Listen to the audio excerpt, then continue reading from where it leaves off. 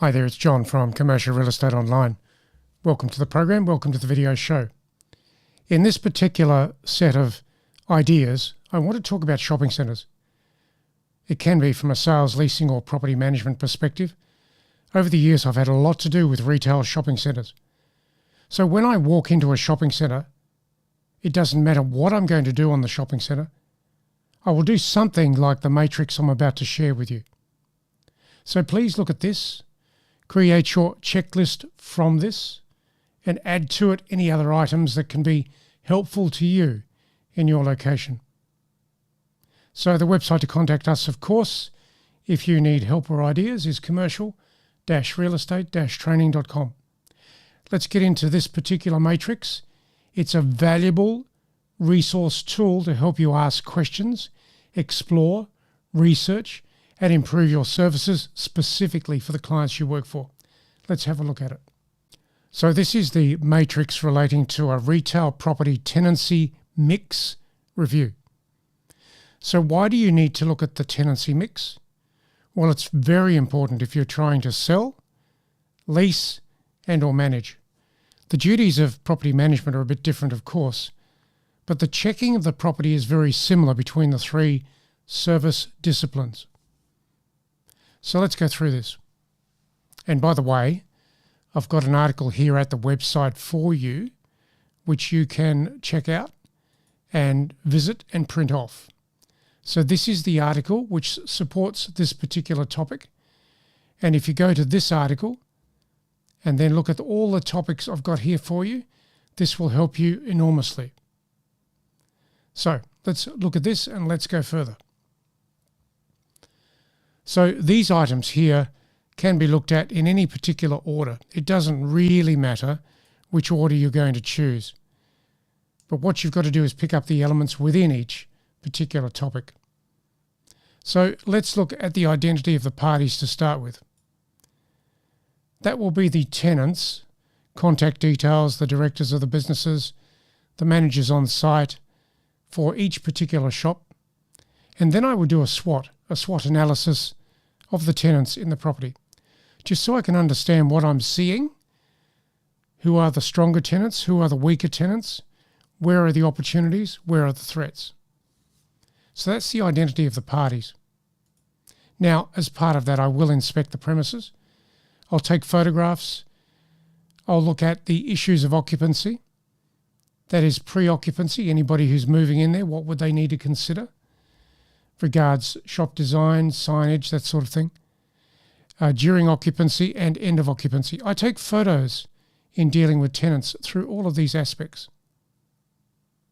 Going further. The suite or the premises ID. Now this is quite important and it's usually driven from the plans for the property. The plans will allow you to have a premises number, a floor number, and they should all coincide with each other so that when you're looking at something on your tenancy mix chart, your tenancy schedule, whatever it is, it all coincides. Then, of course, you should be checking the tenancy schedule against the leases so that everything tallies.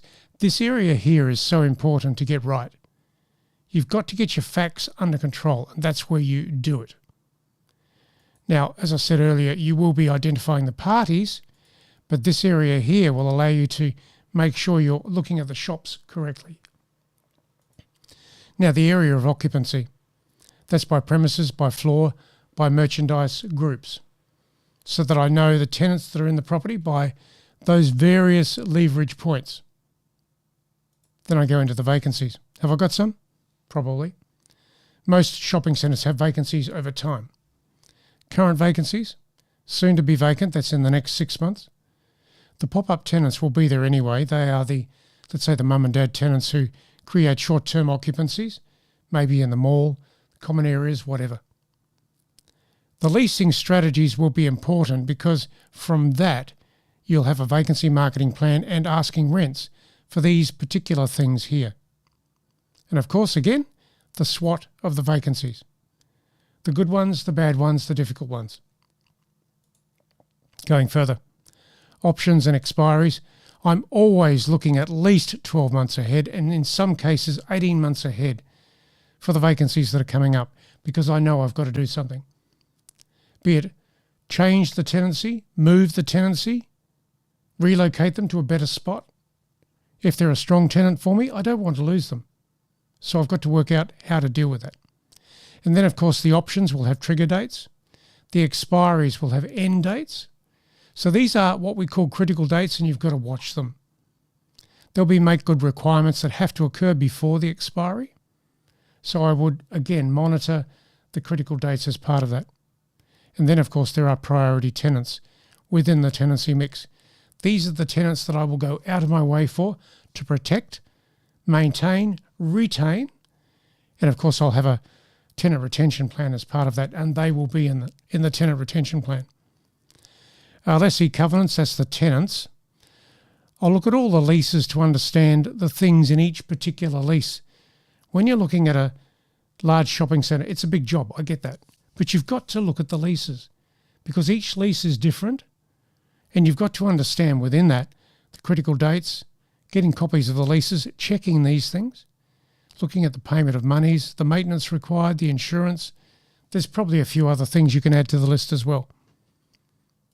Then I go to fit out compliance and approvals. So each particular tenant will be in a property or premises, whatever. And as part of that, they should have fit out compliance and approvals in place. That will be building codes and compliances.